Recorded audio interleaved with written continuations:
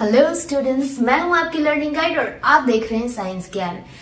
जैसे कि आप देख सकते हैं, मैंने हेडिंग में ऑलरेडी मिरर मेंशन कर रखा है। इसका मतलब ये है कि आज के इस क्लास में हम मिरर के ही कुछ पॉइंट्स को डिस्कस करेंगे। जैसा कि आपने मेरे पिछले वीडियो को देखा है, हमने उसमें प्लेन मिरर के बारे में पढ़ा था, तो आज का ये वीडियो स्फेरिकल मिरर के बारे में होगा। But before starting that, if you are new to my channel, you can do check out the previous video of this chapter in the given link in description box, and you can do check out the other videos of my channel in the given link in I button. And अगर आप नए हो तो channel को subscribe करके bell icon को hit कर देना so that you'll be getting regular updates of my videos. And now, without further delay, let's get started.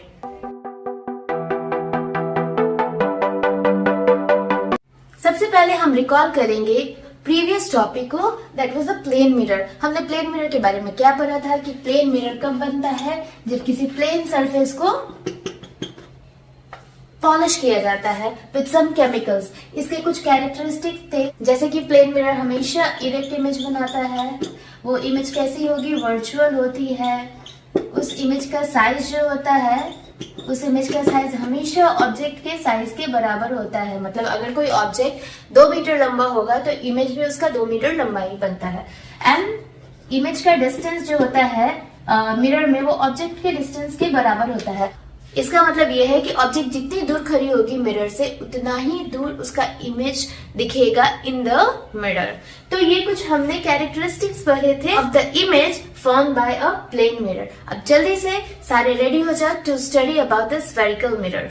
Before start studying about spherical mirror, हम पहले ये दो टर्म को समझेंगे, real image and virtual image. जैसे कि आपने पिछली क्लास में भी वर्चुअल इमेज के बारे में समझा था while understanding the plane mirror, कि वर्चुअल इमेज वैसे इमेज होते हैं जिनको कि किसी स्क्रीन पे ऑब्टेन नहीं किया जा सकता है, बट रियल इमेज वैसे इमेज होते हैं जिनको स्क्रीन पे ऑब्टेन किया जा सकता है।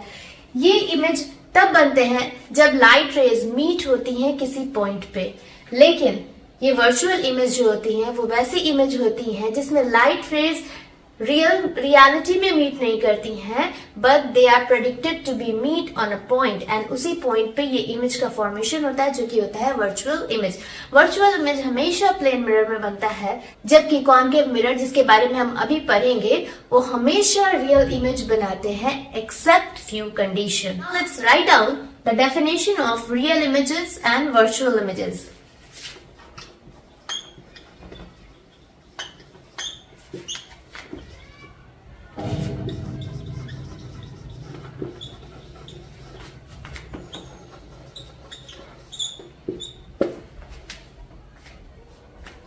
रियल इमेज वैसी इमेज होंगी जो कि किसी भी दो लाइट रेज के किसी एक सर्टेन पॉइंट पे मीट होने पे बनती हैं, एंड ये ऑब्टेन की जा सकती हैं किसी भी स्क्रीन पर।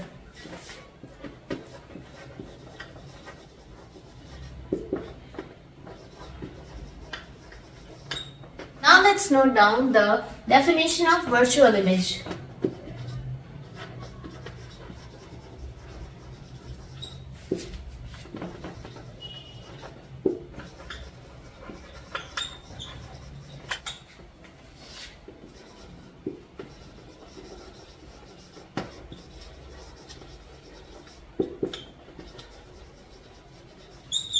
Now here is the definition of virtual image. वैसे इमेज जो कि कब फॉर्म होती हैं? when two light rays appear to meet, okay, and cannot be obtained on any screen. ऐसे इमेजेस को वर्चुअल इमेज कहेंगे। तो जल्दी से आप इन दोनों डेफिनेशन को नोट डाउन करो, so that we'll be moving to the very interesting topic of this chapter, that is spherical mirror.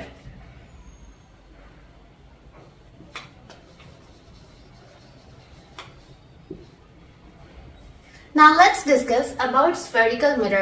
सबसे पहले spherical mirror के formation के बारे में हम पढ़ेंगे।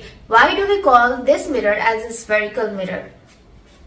So as per the name, this is made up of a sphere. एक spherical object, probably glass, which can be polished on the back of its surface. जब हम इस वाले पार्ट ऑफ द स्फीयर को कट करते हैं, by cutting we can obtain such type of surface. अब अगर इस सरफेस को, इस बेंड सरफेस को पॉलिश की जाती है फ्रॉम द बर्स्ड आउट साइड, ये एक अलग मिरर बनाता है। एंड अगर इसी सरफेस को फ्रॉम इनसाइड पॉलिश किया जाता है, फ्रॉम इनसाइड पॉलिश किया जाता है, तो इससे एक दूसरी मिरर बनती है। तो you are very much clear कि अगर हम किसी स्फेरिकल ऑब्जेक्ट के एक पार्ट को ट्रिम करते हैं, एक पार्ट को कट करके उससे मिरर बनाते हैं, तो वैसे मिरर को स्फेरिकल मिरर कहा जाता है। And as you can see on the board कि यहाँ पे दो तरीके से पॉलिशिंग हो रही है। So depending upon the polishing, इनके जो टाइप्स होते हैं ये दो होंगे। अगर कोई स्फेरिकल ऑब्जेक्ट को बर्स्ड आउट साइड से पॉलिश करेंगे तो इस तरीके के मिरर को हम कंसीडर करेंगे एज कॉनकेव मिरर। एंड अगर किसी स्फेयर के इनसाइड वाले पार्ट को हम पॉलिश करेंगे तो इस तरीके के ऑब्टेन्ड मिरर को हम कंसीडर करेंगे as convex mirror. So here are the two types of spherical mirrors, concave mirror and convex mirror. Concave mirror कब होगा? जब हम bulged out part को polish करेंगे with some chemicals, तो अब लाइट जो है वो इस डायरेक्शन से पास होगी। ये जो इनसाइड वाला पार्ट है इससे लाइट क्या होगी? पास होगी। जबकि इस वाले मिरर में लाइट हमेशा इस वाले पार्ट से रिफ्लेक्ट होगी, इस वाले पार्ट से रिफ्लेक्ट होगी।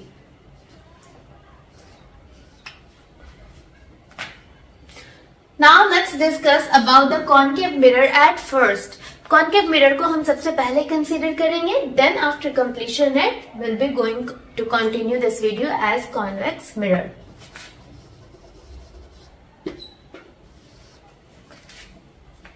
Firstly, we will discuss this topic by starting its definition.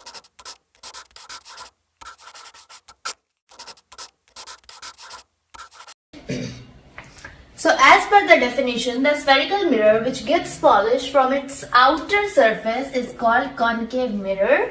It is also known as the converging mirror. इसको converging mirror भी कहते हैं। पर ये converging mirror क्यों होता है, we'll discuss later on. सबसे पहले हमने क्या बोला कि जब एक spherical ऑब्जेक्ट के पार्ट को कट करके उससे जो मिरर बनाई जाती है उसको हम कहते हैं स्फेरिकल मिरर। अगर उस मिरर को बनाने के लिए हमने उसके बर्स्ड आउट पार्ट यानी कि आउटर सरफेस को पॉलिश किया, अगर आउटर सरफेस को पॉलिश किया तो ये हो जाएगा एक कॉनकेव मिरर, ये हो जाएगा एक कॉनकेव मिरर। अब लाइट हमेशा इस डायरेक्शन से इस मिरर में रिफ्लेक्ट करेगी। यहाँ पे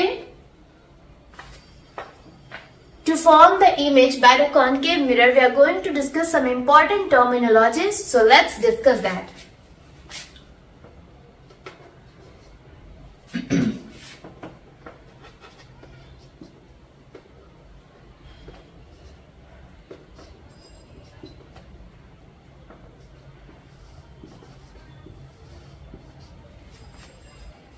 सबसे पहले हम इस P के बारे में समझेंगे। What is P? So P is the pole of the concave mirror. इसको हम पोल कहेंगे, पर ये पोल होता क्या है? पोल इस स्फेरिकल मिरर का, इस कॉनकेव मिरर का जो सबसे सेंट्रल पॉइंट होता है, जो सबसे सेंट्रल यानी कि सेंट्रल पॉइंट होता है, जो सबसे बीच का पॉइंट होता है, उसको हम कंसीडर करते हैं एज पोल। ये किसका सेंट्रल पॉइंट होगा? इस स्फेरिकल मिरर यानी इस कॉनकेव मिरर का जो सबसे बीच वाला हिस्सा होता है उसको हम कंसीडर करते हैं एज पोल एंड उसको हम रेफर करते हैं या सिंबलाइज करते हैं एज P।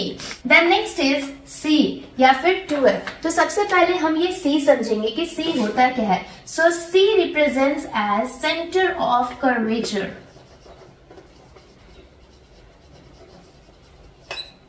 अब ये सेंटर ऑफ कर्वेचर क्या है?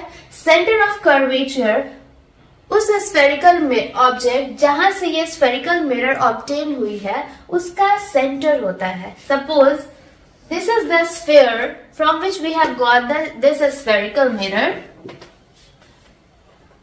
ये वाला जो पार्ट था हमने कट किया किसका? इस स्फीयर का, इस स्फेरिकल ऑब्जेक्ट का। अब इस स्फेरिकल ऑब्जेक्ट का जो सेंटर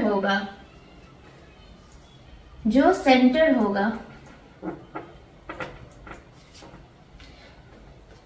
अब इस स्फेरिकल ऑब्जेक्ट का जो भी सेंटर होगा वही इस वाले स्फेरिकल मिरर का, इस वाले मिरर का सेंटर ऑफ कर्वेचर कहलाएगा।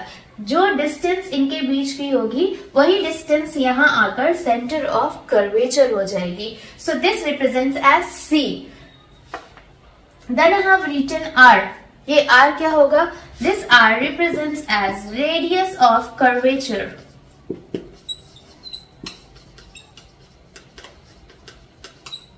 Radius of curvature means again ये जो होगी ये रेडियस होगी इसी स्फीयर की, इसी स्फेरिकल ऑब्जेक्ट की, from where we have got this concave mirror और स्फेरिकल मिरर। तो इस वाले जो स्फीयर का रेडियस होगा, centre, the distance between the centre to the outer surface of this sphere is known as radius. तो ये वाला जो रेडियस होगा वही यहाँ पर रेडियस ऑफ कर्वेचर हो जाएगा। Now what is this F? अब ये F क्या होगा? ये F इस मिरर का वो पॉइंट होगा जहां से कोई भी लाइट रिफ्लेक्ट करने के बाद पास होगी या मीट करेगी, तो इसको हम कहेंगे एज फोकस। अब एक चीज हम इसमें बिल्कुल ध्यान रखेंगे कि जितनी दूरी ये P और F के बीच होगी उतनी ही दूरी ये F एंड C के बीच होगी, यानी कि डिस्टेंस बिटवीन, यानी कि हम ये लिख सकते हैं कि distance between PF, distance between P and F is equal to the distance between F and C। P और F के बीच की ये जो डिस्टेंस है, सपोज एक अजम्पशन लेते हैं, अगर इसके बीच की दूरी 1 सेंटीमीटर होगी तो ये C और F के बीच की भी जो दूरी होगी वो 1 सेंटीमीटर ही होगी। एंड इसीलिए अगर इतने दूर तक F होगा तो ये पूरी जो दूरी होगी, ये पूरी जो होगी ये F होगा, तो फिर ये भी F होगा, तो ये P से C की जो डिस्टेंस होगी ये हो जाएगी 2F। ये जो P से C की दूरी होगी ये भी हो जाएगी 2F। तो हम ये भी लिख सकते हैं, क्योंकि ये पूरी दूरी को हमने R माना था, क्योंकि P और C के बीच की जो डिस्टेंस है उसको हमने R माना था, जो कि 2F भी कंसीडर हो सकती है, तो हम लोग ये लिख सकते हैं कि R is equals to 2F, यानी कि R F के फोकस के डबल होगा, या फिर focus is equals to R/2, cross multiply कर देंगे तो R जो है, पहले R जो था वो फोकस के डबल था, या हम ये कह सकते हैं कि फोकस जो है वो R यानी रेडियस ऑफ कर्वेचर का हाफ होगी। So this are some terminologies which we need to discuss. अभी हम इन सब को डिफाइन करेंगे and please note down the definition which I'm going to discuss to all of you, and from now onwards whatever topic we are going to discuss, please watch that carefully as those topics are very very very important, जहां पे हम रे diagrams बनाना सीखेंगे, रे diagrams के कुछ rules सीखेंगे जिनसे आपके रे डायग्राम कभी भी आप गलत नहीं बनाओगे। So let's discuss about them. सबसे पहली टर्मिनोलॉजी हम डिफाइन करेंगे जो कि है pole. So as we have seen in that diagram, so सबसे पहले हम pole of the mirror define करेंगे। पोल जिसको कि हम रिप्रेजेंट करते हैं P से इन द मिरर, वो होती क्या है? वो होती है geometrical centre of the spherical mirror.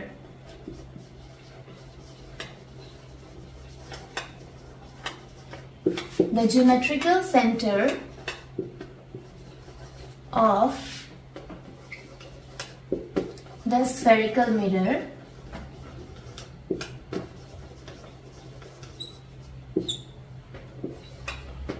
is called pole of the mirror.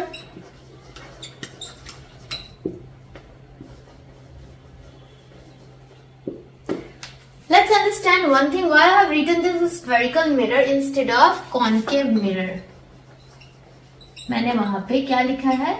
वहां पे मैंने लिखा है spherical mirror, ना कि concave mirror। क्योंकि स्फेरिकल मिरर दो होते हैं, कॉन्केव एंड कॉन्वेक्स, एंड दोनों में ये जो पी पॉइंट होता है वो प्रेजेंट होता है, जो कि रिप्रेजेंट करता है पोल ऑफ द मिरर को। Hence it is known as geometrical centre of the spherical mirror. किसी भी स्फेरिकल मिरर में जो पॉइंट पी होगा वो पोल ऑफ द मिरर होगा। And there is a rule कि अब जितने भी यहाँ से टर्मिनोलॉजीज होंगे, जितने भी पॉइंट्स निकलेंगे, वो पोल ऑफ द मिरर से ही उनकी डिस्टेंस को मेजर किया जाता है। जैसे कि हमने पढ़ा सेंटर ऑफ कर्वेचर के बारे में, वो होता क्या है, वो एक स्फेरिकल ऑब्जेक्ट का सेंटर होता है। तो अगर किसी स्फेरिकल ऑब्जेक्ट का सेंटर आउटर सरफेस से 3 सेंटीमीटर के डिस्टेंस पे है, तो यहाँ पे हम उसकी डिस्टेंस को मेजर करेंगे किसके रेफरेंस में, पोल के रेफरेंस में, बिकॉज ये पोल आउटर सरफेस ही होती है। ये जो मिरर हमको ऑब्टेन हुई है ये उसी आउटर सरफेस से ऑब्टेन हुई है। तो अभी हम सेंटर ऑफ कर्वेचर को कहाँ पे बना सकते हैं, वहां पे जहां पे सेंटर था स्फेरिकल मिरर का, एंड उस डिस्टेंस को कंसीडर कर सकते हैं by the pole. So all the distances can be measured by the pole.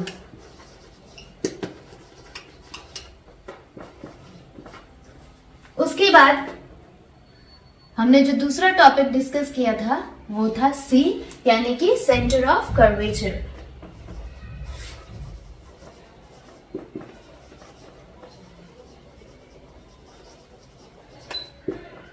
So we can define center of curvature is the center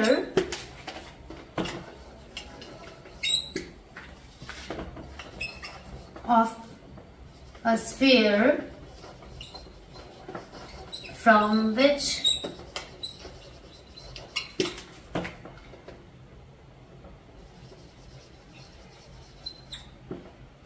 mirror gets obtained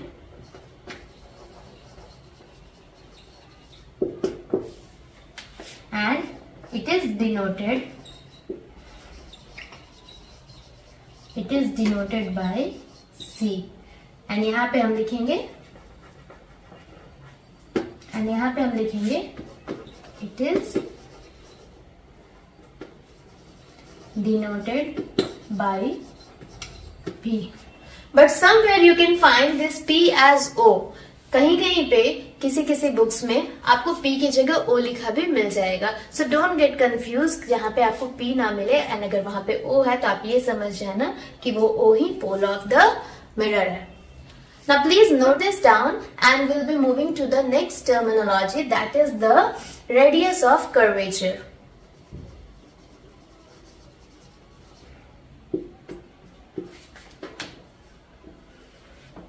So radius of curvature होती क्या है? Radius of curvature उस sphere की radius होती है जहां से spherical mirror को ऑब्टेन करते हैं, एंड ये स्फेरिकल मिरर में रिप्रेजेंट की जाती है as the distance between P and C, यानी कि distance between pole to centre of curvature.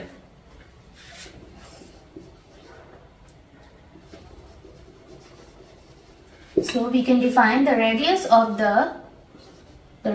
a sphere from which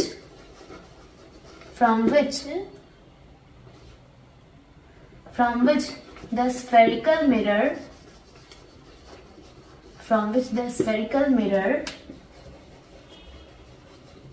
gets obtained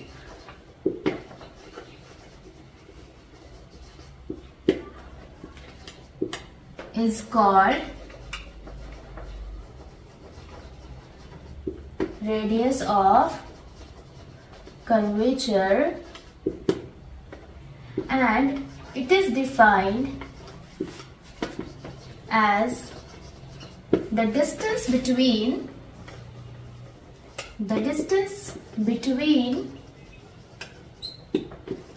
pole and center of curvature in a spherical mirror।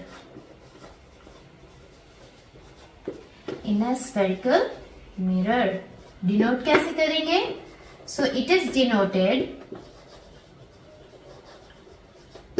By R, that R should be capital. So ये वाला जो distance होगा ये हो जाएगा R. Now what is the next? The next यानी fourth terminology is principal axis.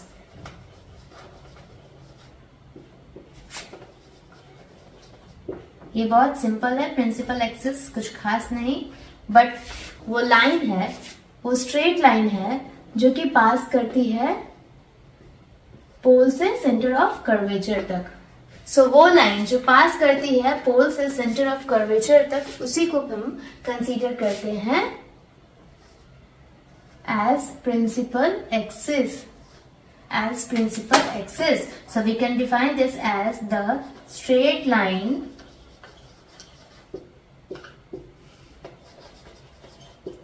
that passes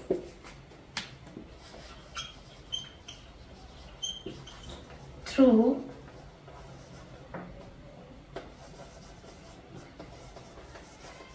the center of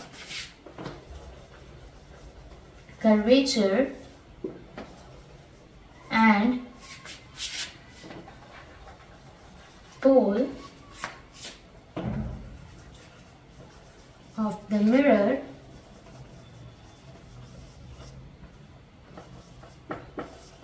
is called principal axis.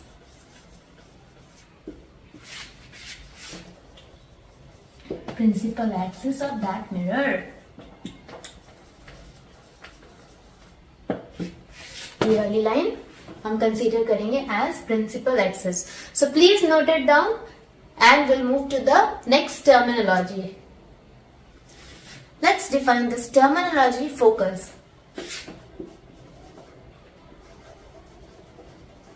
The point where the light rays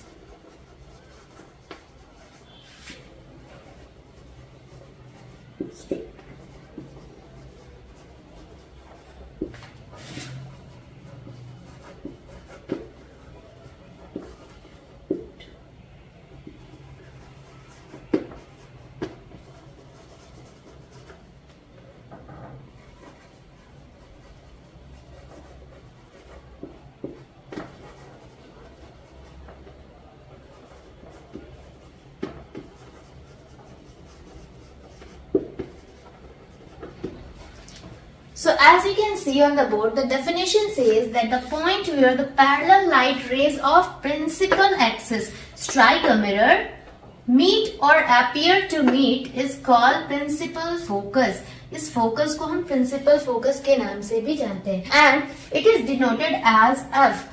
What does it mean? देखो, अगर कोई एक light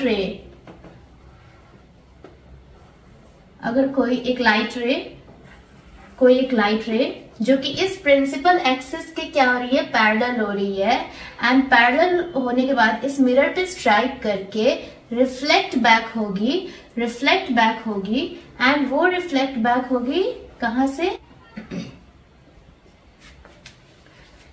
so what does it mean कि ये जो principal axis है इसके parallel कोई लाइट रेज जब ये ट्रेवल करेगी एंड स्ट्राइक करेगी to the surface of the mirror, and जब ये रिफ्लेक्ट बैक होगी तो ये जिस पॉइंट पे मिलेगी, this point is known as principal focus, या फिर इसको फोकस भी कह सकते हैं, and it is denoted as F.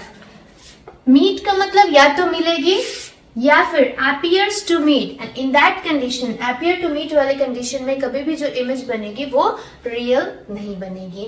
जब ये लाइट रेज मीट करेगी तभी ये रियल इमेज बना पाएंगी. So now let's discuss the next terminology and that is aperture.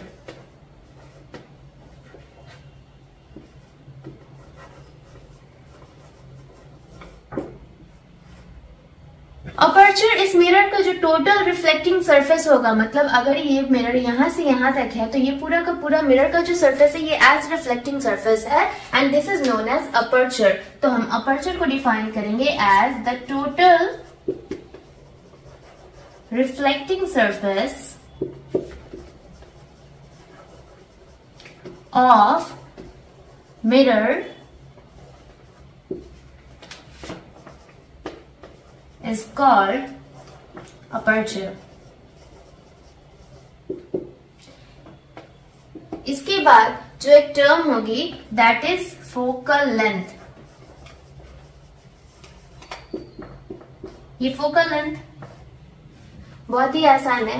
Distance between pole to focus, इसी को हम कंसीडर करेंगे as focal length. Focal length. So we can define this as the distance between the pole of a mirror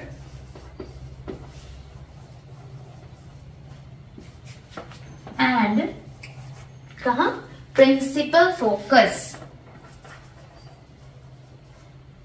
and principal focus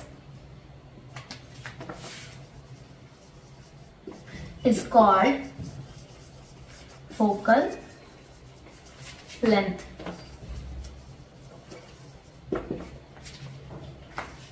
Now यहाँ पे जितने भी important terminologies थे to understand the image formation of spherical mirror, either concave or convex, क्योंकि ये सारे terminologies convex mirror में भी same होंगे, उनको हमने यहाँ पे discuss किया.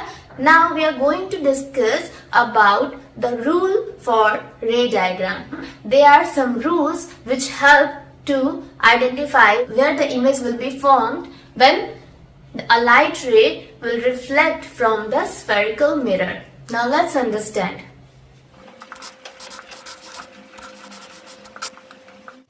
Now we are going to discuss some important rules for ray diagram in concave mirror. अभी ये जो रूल्स हम पढ़ेंगे ये कॉन्केव एंड कॉन्वेक्स के लिए नहीं, सिर्फ कॉन्केव मिरर के लिए होगा, जिसमें हम रे डायग्राम को कैसे ड्रॉ करते हैं उसके बारे में सीखेंगे, एंड जिसकी वजह से हमारे कभी भी ये रे डायग्राम्स वाले क्वेश्चंस गलत हो ही नहीं सकते अगर इन रूल्स को हमने बहुत अच्छे से समझा. तो बेसिकली यहाँ पे 3 इंपॉर्टेंट रूल्स हैं जिनको हमको समझना है, एंड उसके बाद हम जो इमेज फॉर्मेशन होती है कॉन्केव मिरर में उसको आसानी से बना सकते हैं, एंड हमारे जो लाइट रेज इंटरसेक्ट होंगे वो प्रॉपर प्लेस पे होंगे, सो हमारा रे डायग्राम हमेशा सही होगा. Now let's understand this important 3 rules.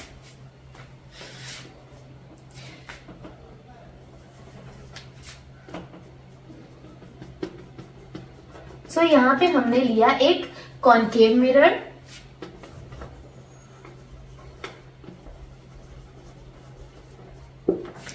And one more important thing I want to tell you कि कभी भी आप रे डायग्राम बनाओ तो उसकी क्लैरिटी के लिए स्केल जरूर यूज करना, सो that your line will be clear and straight. तो सबसे पहले हमने प्रिंसिपल एक्सिस बनाया. इस प्रिंसिपल एक्सिस को हम प्लेस करेंगे focus and centre of curvature को. Now the first rule says कि अगर कोई लाइट रे पैरेलल होती है किसके, प्रिंसिपल एक्सिस के. फर्स्ट रूल है कि अगर कोई लाइट रे, ये कोई एक लाइट रे है एंड ये हमारा क्या है, ये हमारा है प्रिंसिपल एक्सिस. प्रिंसिपल एक्सिस ये दोनों क्या हो रहे हैं, एक दूसरे के पैरेलल हो रहे हैं. अगर आपको पता नहीं है कि पैरेलल क्या होता है तो हमने डिस्कस किया है that what are the parallel lines, आप वहां से चेकआउट कर सकते हैं. सो ये लाइट रे पैरेलल है प्रिंसिपल एक्सिस के. कभी भी अगर कोई लाइट रे पैरेलल होगी किसके, प्रिंसिपल एक्सिस के, तो वो हमेशा रिफ्लेक्ट बैक होंगी एंड फोकस को पास करती हुई जाएंगी. पहला रूल क्या है कि अगर कोई लाइट रे पैरेलल है किसके, प्रिंसिपल एक्सिस के, तो उसका जो रिफ्लेक्शन होगा वो हमेशा कहां से पार होगा, हमेशा फोकस ऑफ द मिरर से पास करेगा. Now let's understand the second rule.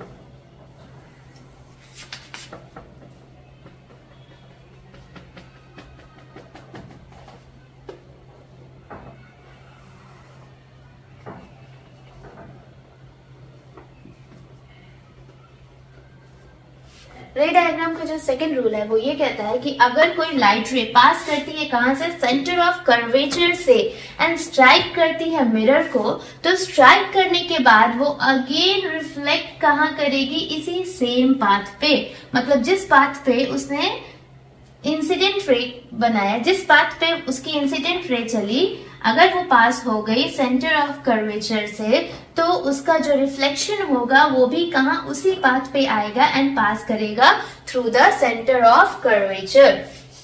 Now let's discuss the third rule.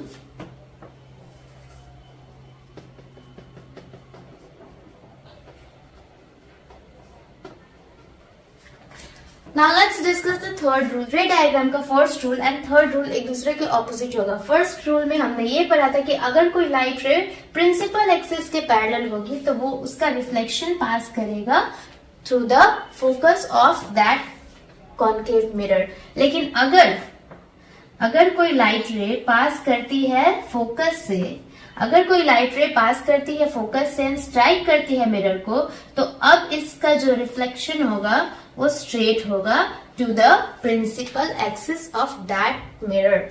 So these are three important rules of ray diagram which you need to understand, ताकि हम जो images का formation होता है concave mirror से उसके exact positioning को बता सके. So please note it down and I'll suggest कि जब भी आप रे डायग्राम्स बनाओ तो आप एक कंपास, एक पेंसिल, एक शार्प पेंसिल और एक स्केल का यूज जरूर करो so that your ray diagrams will be crystal clear. जल्दी से इसको नोट डाउन करो so that will be moving to the formation of ray diagram. Ray diagrams कैसे बनाते हैं अब हम लोग वो सीखेंगे.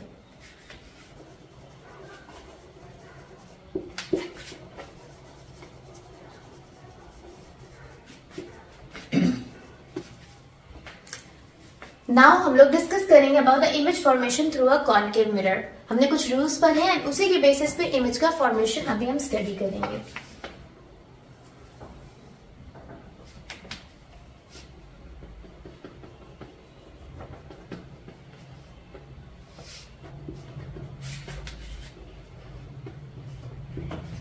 इमेज फॉर्मेशन की सबसे पहली कंडीशन ये होती है कि अगर कोई object, if an object is placed at infinity, object कहाँ पे है, इंफिनिटी पे है. इंफिनिटी पे है मतलब कि वो कहीं दूर पे है, ना उसके इमेज का फॉर्मेशन होना है. तो दूर से जो लाइट रे आएगी वो आएगी कैसे, पैरेलल.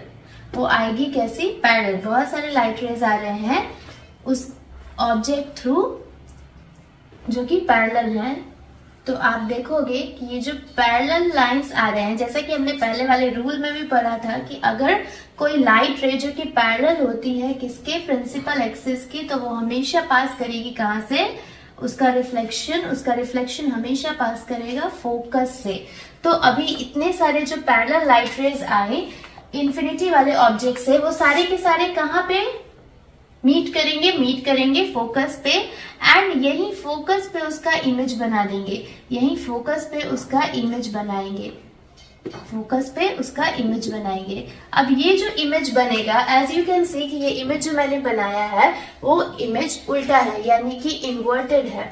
तो यहाँ पे इमेज की जो कैरेक्टरिस्टिक होगी इंफिनिटी वाले ऑब्जेक्ट के लिए, जो इमेज का फॉर्मेशन होगा बाय अ कॉन्केव मिरर, उसकी जो कैरेक्टरिस्टिक होगी, तो सबसे पहले कैरेक्टरिस्टिक्स क्या होगी इमेज की, कि इमेज हमेशा रियल बनेगा.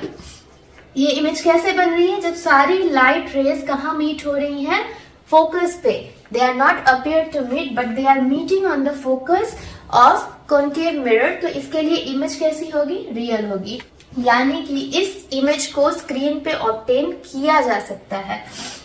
दूसरा जो हमारा कैरेक्टरिस्टिक होगा इमेज का, that image is always inverted.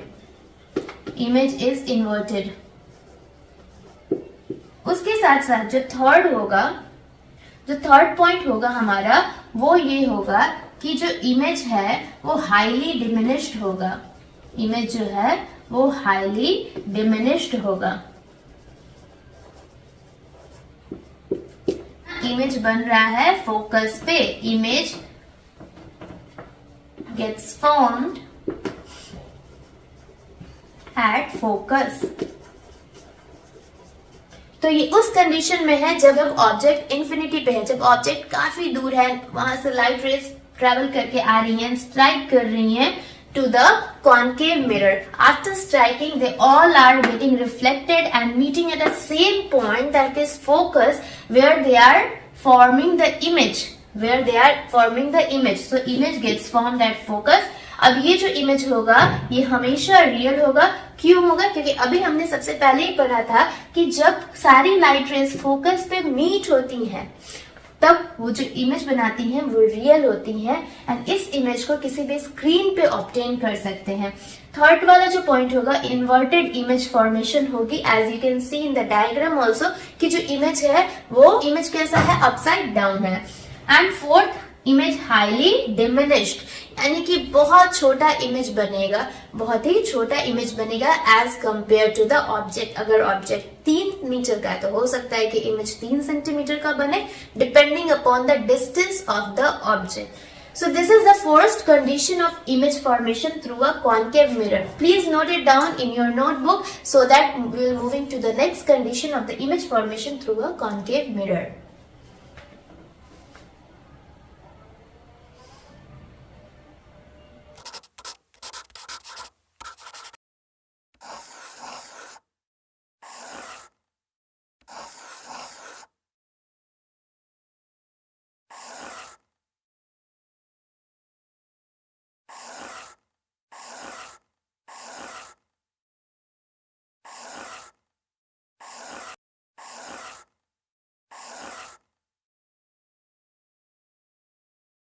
Now in second condition of image formation through a concave mirror, यहाँ पे अब हम ऑब्जेक्ट रखेंगे बियॉन्ड C और 2F। ये जो C यानी कि 2F भी इसको कंसीडर कर सकते हैं, यानी सेंटर ऑफ कर्वेचर के बाद अगर कोई ऑब्जेक्ट प्लेस होता है तो उस ऑब्जेक्ट से लाइट रेज 2 तरीके से पास करेंगी। एक लाइट रे जाएगी प्रिंसिपल एक्सिस के पैरेलल एंड दूसरी लाइट रे पास करेगी through the focus. So as per the rule of ray diagram, अगर कोई लाइट रे पैरेलल हो रही है प्रिंसिपल एक्सिस के तो वो पास करेगी through the focus after reflecting to the mirror. And third rule of ray diagram था, उसमें अगर कोई लाइट रे पास करती है फोकस से तो वो रिफ्लेक्ट बैक करेगी to parallel to the principal axis. And जब ये दोनों लाइट रे जिस पॉइंट पे भी मीट करेंगी जिस पॉइंट पे मीट करेंगी उसी पॉइंट पे इमेज का फॉर्मेशन होगा। किस कंडीशन में? जब ऑब्जेक्ट बियॉन्ड C है। एंड ये जो लाइट रे है ये हमेशा मीट करेंगे बिटवीन F एंड C, यानी कि इमेज का फॉर्मेशन F और C के बीच में कहीं पे भी हो सकता है। वो यहाँ भी हो सकता है, वो यहाँ भी हो सकता है, वो बीच में भी हो सकता है। अब यहाँ पे हम कंडीशन देखेंगे इमेज की। जब ऑब्जेक्ट हमने कहा रख दिया था बियॉन्ड C और 2F, तो जो इमेज का फॉर्मेशन होगा वो होगा सबसे पहले formed between C and F। C and F में कहीं पे, C एंड F के बीच में कहीं पे भी ये इमेज का फॉर्मेशन हो सकता है। ऐसा जरूरी नहीं है कि वो C एंड F के मिडल में हो। I'm telling here between, not in the middle of C and F। तो इस दोनों के बीच में कहीं पे भी इमेज का फॉर्मेशन हो सकता है। सेकेंड कैरेक्टरिस्टिक इमेज का ये होगा, एज यू कैन सी कि इमेज कैसा है, इमेज फोकस से आने वाली लाइन से मीट करके बन रहा है। इट मीन्स कि इमेज कैसा होगा, रियल होगा, इमेज रियल होगा। And as you can see कि इमेज अपसाइड डाउन है, यानी कि इमेज इन्वर्टेड बनेगा, क्योंकि जितने भी रियल इमेजेस बनते हैं वो इन्वर्टेड ही होते हैं। Image is inverted. जब भी रियल इमेज का फॉर्मेशन होगा तो वो हमेशा इन्वर्टेड कंडीशन में ही होगा। एंड फोर्थ इज कि image is diminished.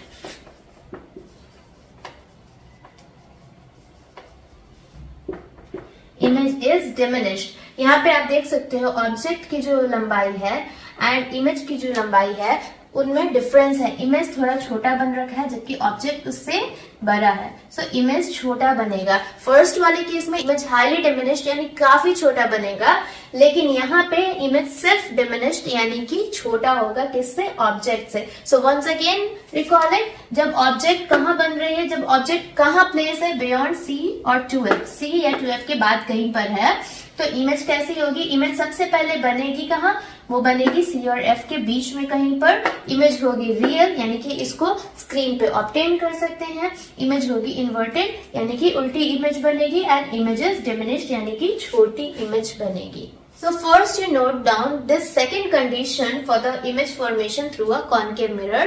Then we'll moving to the next one.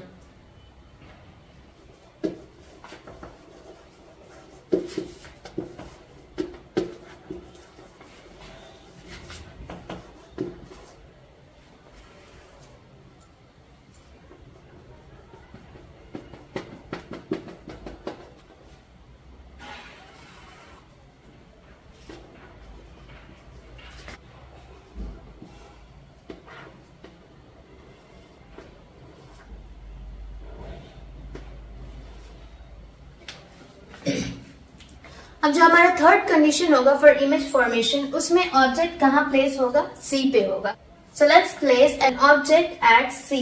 जब कोई भी ऑब्जेक्ट सी पे प्लेस यानी सेंटर ऑफ कर्वेचर पे प्लेस होगा, सेंटर ऑफ कर्वेचर पे प्लेस होगा, तो यहां से जो लाइट रेज पास करेंगी, एक पास करेगी again parallel to principal axis and reflection के बाद ये रिफ्लेक्ट हो जाएंगे by passing through the focus. And second जो रे होगा वो पास करेगा फोकस से and after striking the mirror वो पैरेलल हो जाएगा किसके? वो पैरेलल हो जाएगा प्रिंसिपल एक्सिस के। वो पैरेलल हो जाएगा प्रिंसिपल एक्सिस के। तो अब यहाँ पे ये जो मीटिंग हो रही है, अगर आप देखो तो ये जब दोनों एक दूसरे को बाइसेक्ट कर रहे हैं, कट कर रहे हैं, वो पॉइंट ही इमेज फॉर्मेशन का पॉइंट होगा। एंड जहां पे इन्होंने बाइसेक्ट किया है वो ऑलरेडी जो पॉइंट है वो सी पर ही है। इसका मतलब ये है कि अगर कोई ऑब्जेक्ट सेंटर ऑफ कर्वेचर पे रखी जाए तो उसका इमेज भी कहाँ फॉर्म होगा? सेंटर ऑफ कर्वेचर पे। हम इमेज किस कंडीशन में फॉर्म कर रहे हैं? जब दोनों लाइट रेज आपस में एक दूसरे को कट कर रही हैं after reflecting back to the mirror surface. तो यहाँ पे भी ये मिरर सरफेस से रिफ्लेक्ट होकर के इस पॉइंट पे ही कट कर रही है। एंड वो पॉइंट क्या है? सी है। तो सी पे रखे ऑब्जेक्ट का इमेज भी सी पे होगा। Object and image as you can see on the board, क्योंकि मैं स्केल यूज नहीं कर रही हूँ तो मेरी लाइन थोड़ी स्ट्रेट नहीं है and that's why I have suggested to use the scale. तो तुम्हारे जो लाइंस होंगे, जो तुम्हारे लाइट रेज होंगे, वो स्ट्रेट बनेंगे and they will be intersecting each other in a proper manner. So अब इमेज के बारे में हम डिस्कस कर लेते हैं। सेंटर ऑफ कर्वेचर पे रखा ऑब्जेक्ट हमेशा इमेज फॉर्म करेगा कहां पे? फॉर्म्ड एट सी, यानी कि सेंटर ऑफ कर्वेचर पे ही बनेगा। सेकंड क्या होगा? सेकेंड जो इमेज होगा अगेन वो रियल होगा। यहाँ पे इमेज रियल फिर से क्यों हो रहा है? क्योंकि जो लाइट रेज है वो कहाँ पास कर रही हैं? फोकस से पास कर रही हैं, मीट कर रही हैं। एंड थर्ड पॉइंट जो होगा उसमें इमेज कैसा हो रहा है? इन्वर्टेड। यहाँ पे भी क्योंकि ये रियल इमेज है तो ये हमेशा इन्वर्टेड ही बनेगा। Image is inverted. एंड जो फोर्थ प्रॉपर्टी होगी इसमें अगर हम साइज देखें ऑब्जेक्ट एंड इमेज की, तो इमेज साइज और ऑब्जेक्ट साइज हमेशा क्या होगा? बराबर होगा। Image is same in size as object. जितना बड़ा ऑब्जेक्ट होगा उतना ही बड़ा उसका इमेज फॉर्मेशन होगा। So this is the third condition of image formation through a concave mirror, जिसमें ऑब्जेक्ट कहाँ रखी है? सेंटर ऑफ कर्वेचर पे एंड उसका इमेज भी सेंटर ऑफ कर्वेचर पे ही बनेगा। Note it down. So will moving to the next condition.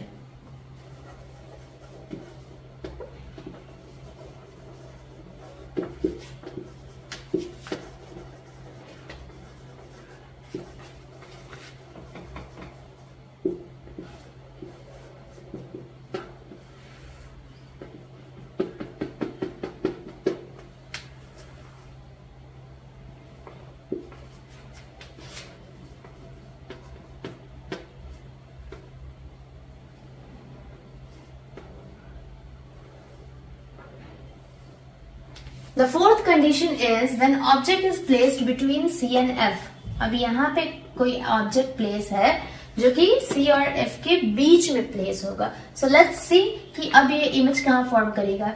एक लाइट रे जो पास करेगा वो होगा parallel to the principal axis and parallel travel करने के बाद स्ट्राइक करेगा मिरर को और रिफ्लेक्ट बैक हो जाएगा, और रिफ्लेक्ट बैक हो जाएगा टू द फोकस। फोकस से पास करते हुए आफ्टर रिफ्लेक्शन वो आगे बढ़ जाएगा। एक लाइट रे कहां से पास होगा? एक लाइट रे पास होगा टू द फोकस एंड ये स्ट्राइक करेगा मिरर के सरफेस को, ये स्ट्राइक करेगा मिरर के सरफेस को। एंड क्योंकि ये फोकस से पास हो रहा है तो as per the rule of ray diagram अब ये पैरेलल हो जाएगा किसके? प्रिंसिपल एक्सिस के। तो यहाँ पे आप देखोगे, यहाँ पे इस वाले पॉइंट पे ये दोनों रे एक दूसरे को बाइसेक्ट करेंगे एंड यहीं पे क्या होगा? इस वाले पॉइंट पे इमेज का फॉर्मेशन हो जाएगा, इमेज का फॉर्मेशन हो जाएगा। अब इस कंडीशन में इमेज अगर आप देखेंगे तो इमेज होगा बियॉन्ड सी, सी के बाद कहीं पे भी बनेगा। इमेज बन कैसा रहा है?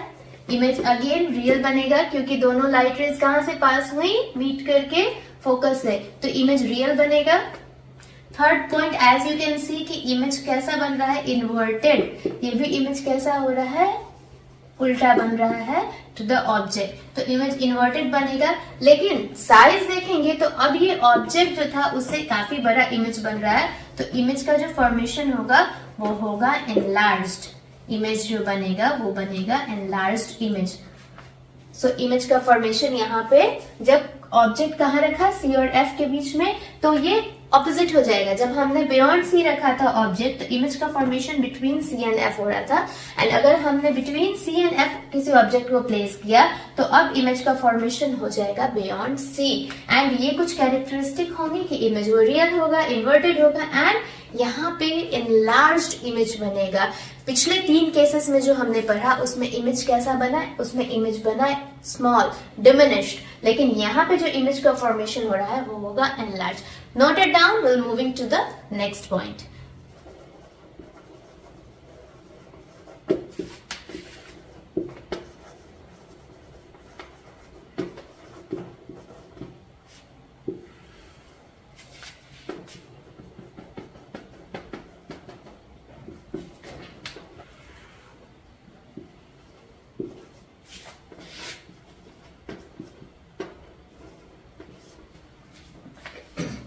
Now in the fifth condition, अब हमने ऑब्जेक्ट को रख दिया है फोकस पे। अगर कोई ऑब्जेक्ट फोकस पे प्लेस होगा तब उसका इमेज कैसे फॉर्म होगा? Let's understand. सो सबसे पहले एक लाइट रे जो पास करेगी इसके प्रिंसिपल एक्सिस के पैरेलल, यानी कि इस तरीके से, एंड जब पैरेलल होगी तो ये ऑब्वियसली पास करेगी कहां से? ये पास करेगी थ्रू द फोकस। सेकेंड जो लाइट रे है वो इस तरीके से ट्रेवल करके आगे बढ़ेगी,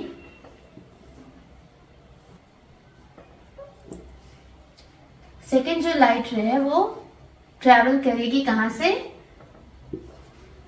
ट्रेवल कर रही है from the centre of curvature से। So as per the rule, अगर कोई रे ऑफ लाइट पास करती है सेंटर ऑफ कर्वेचर से, पे स्ट्राइक करने के बाद रिफ्लेक्ट बैक करेगी कहां पे? ये रिफ्लेक्ट बैक कर जाएगी to the centre of curvature only.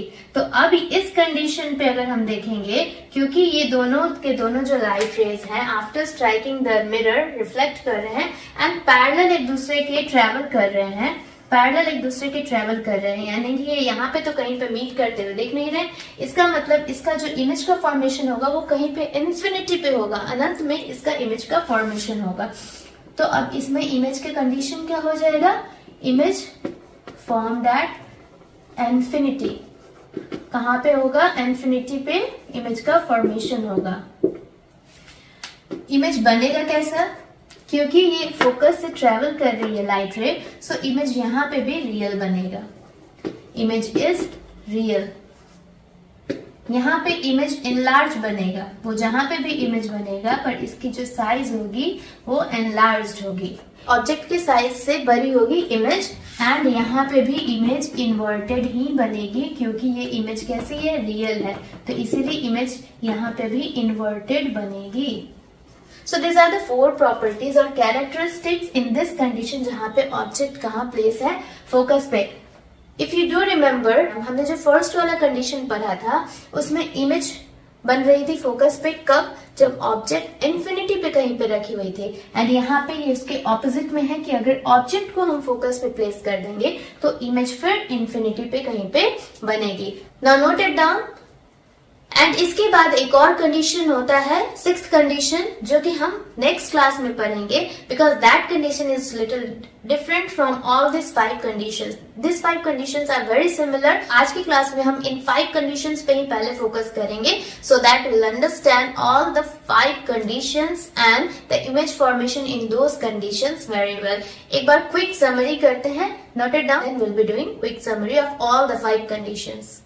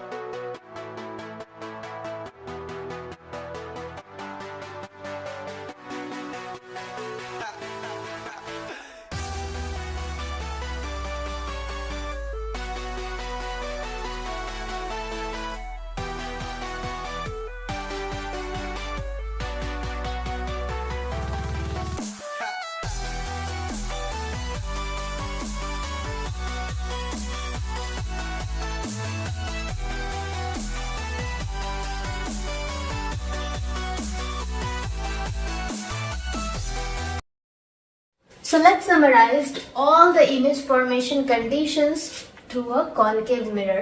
सबसे पहले वाले में हमने पढ़ा था कि अगर ऑब्जेक्ट इन्फिनिटी पे होगी तो सारे लाइट रेस क्योंकि फोकस पे मीट करेंगे तो इसीलिए इमेज कहाँ फॉर्म होगा, फोकस पे होगा. कैसा होगा, inverted, real and highly diminished. मतलब इन्वर्टेड यानी कि उल्टा होगा, रियल होगा बट वो काफी छोटा होगा. अगर सेकेंड कंडीशन में ऑब्जेक्ट को बियॉन्ड सी रखते हैं, सी के बाद कहीं पे रखेंगे तो इमेज कहाँ फॉर्म हो रही है, इमेज फॉर्म हो रही है between C and F. Image कैसी है, रियल है. रियल होगी तो ऑब्वियसली इन्वर्टेड होगी एंड डिमिनिश्ड होगी, ऑब्जेक्ट के साइज से थोड़ी छोटी होगी. थर्ड कंडीशन में अगर ऑब्जेक्ट को सी पे यानी सेंटर ऑफ कर्वेचर पे प्लेस करते हैं तो उसकी जो इमेज फॉर्मेशन होगी वो होगी एट सी, रियल होगी, इन्वर्टेड होगी और सेम साइज की होगी, एक बराबर होगी.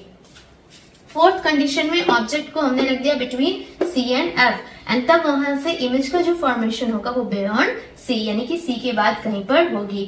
ये इमेज भी रियल होगी, इन्वर्टेड होगी बट ये एनलार्ज होगी, ये ऑब्जेक्ट के साइज से बड़ी होगी. And in the fifth condition अगर ऑब्जेक्ट को फोकस पे रख देंगे तो इसकी इमेज इन्फिनिटी पे बनेगी, क्योंकि यहाँ पे as per ray diagram rule दोनों लाइंस पैरेलल होंगी एंड कहीं पे इन्फिनिटी पे इमेज बनाएंगी. ये इमेज भी रियल होगी, इन्वर्टेड होगी एंड एनलार्ज्ड यानी कि बड़ी होगी to the object size. So this are the 5 conditions of image formation we have discussed and अभी हमने इसकी समरी भी पढ़ ली.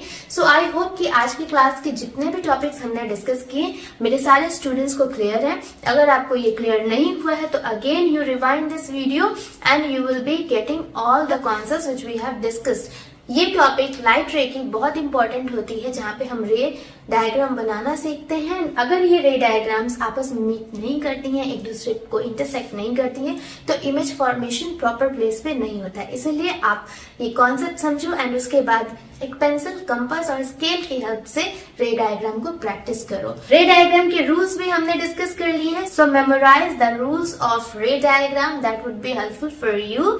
अगर आपके लिए ये वीडियो हेल्पफुल रही हो तो वीडियो वीडियो को लाइक और शेयर कर देना। अगर आप मेरे चैनल पे न्यू हो तो चैनल को सब्सक्राइब कर देना एंड बेल आइकन को हिट कर देना so that you will be getting regular updates of my videos.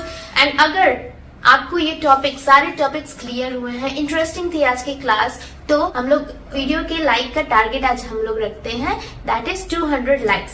सो अगर आप सबको वीडियो अच्छी लगी है तो फटाफट से लाइक बटन को हिट कर देना एंड वीडियो को शेयर कर देना सो दैट आपके जैसे नीडी स्टूडेंट्स तक ये वीडियो रीच कर पाए। आप मुझे नीचे दिए गए टेलीग्राम आईडी पे भी फॉलो कर सकते हो, जहां पे आप अपने डाउट्स, कुछ क्वेश्चंस मुझ तक भेज सकते हो and I will be helping out in that matter to all my dear students. Will meet in the next video with the last condition of image formation through this concave mirror and फिर हम convex mirror में भी image formation के बारे में पढ़ेंगे and हमारा topic last होगा that is reflection of light. ये अब तक हमने रिफ्लेक्शन के केसेस देखे जिनसे इमेज फॉर्मेशन हुई। नेक्स्ट क्लास में हम रिफ्रैक्शन ऑफ लाइट के बारे में पढ़ेंगे। So keep watching my videos, stay connected with me. We'll meet soon in the next video. Till then, bye bye, take care and thanks for watching my videos.